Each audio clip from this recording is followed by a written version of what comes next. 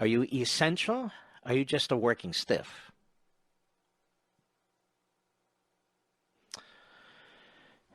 Now, I need to talk a little turkey with you, okay? Put aside politics, put aside the president, Congress, put it all aside. We have a member of the House of Representatives. I don't know this man. I think I've met him once or twice. I don't always agree with him, that's for sure. And his name is Congressman Massie. And Congressman Massie, we are told, is to be hated and demeaned and attacked. And not just by the president, by the Republican leadership, by the Democrat leadership, by the media. You would think Congressman Massie was Xi Jinping, the communist genocidal nutjob that runs China and unleashed this horrible virus on this country. But Xi, we're told, is really a good guy. Massie is the enemy. Now, what is it that Massie did that deserves all of this hate and anger focused at him?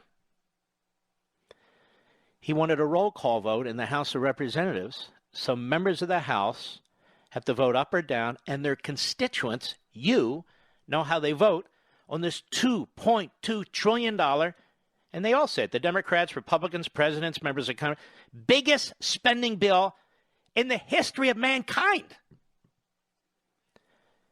He says, you can't just do a voice vote on that. That's not what the rules require. And Congress is supposed to meet. There needs to be a quorum, and then we vote and do that. We're in a hurry now. Nancy Pelosi killed the original Senate bill for a week.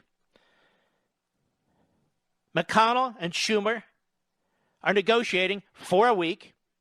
The lobbyists are there making sure the industries and the museums and the states they represent get their quote-unquote fair share. Still not enough. I warned you about this.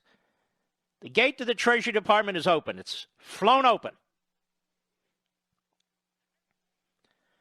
And Massie wanted a vote. Would have taken one extra day. Now, why would it have taken one extra day? Do you know why, Mr. Producer? Because Nancy Pelosi had sent all the members home. Even though she knew there would have to be a vote at some point. You see, folks? They said they sent them home because of health issues. They don't want them to get this virus. They sent them home because of health issues. Now, folks, 85 to 90% of the country is still working. Many people are working from home, but you may want to check out your local grocery store or supermarket. There's people in there. There's pharmacists, their assistants. There's people putting stuff on shelves. There's people handling registers. There's managers. We got truck drivers crisscrossing the country day in and night, working 20 hours a day. We have people who are actually physically showing up for work. Perhaps you're familiar with police officers and firefighters and doctors and nurses, emergency personnel. Perhaps you're familiar with people in the various branches of the United States military.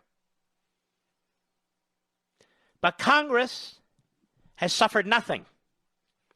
No cuts in their salaries, no cuts in their pensions, no cuts in their health care. They get paid no matter what. In fact, they're getting increases.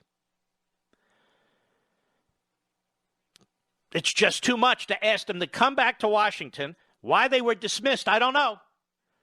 To vote. The Senate voted. They stayed.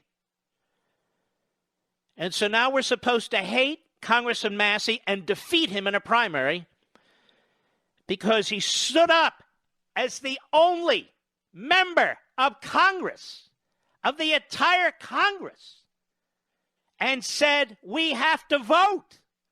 Not a voice vote, a roll call vote. Say, I don't know this man.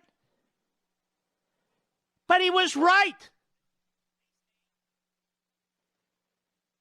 I know the administration's in a hurry. I know Congress is in a hurry. But everything slows down when the left wants to fund Planned Parenthood. Everything slows down when they want to fund the Kennedy Center.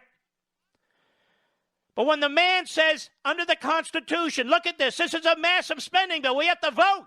You can't just go ayes and nays, and then these members go home, and if they're pressed, they can, well, I didn't vote for it. Well, I did vote for it. They're not recorded. So a representative republic can't work this way.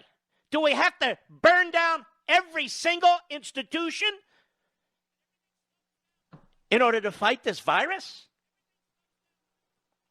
No, we don't. I am worried. The president's right. We'll get through it. I am worried what we get through and what we look like after we get through it.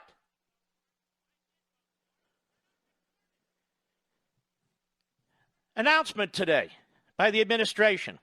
They are ordering General Motors to produce ventilators.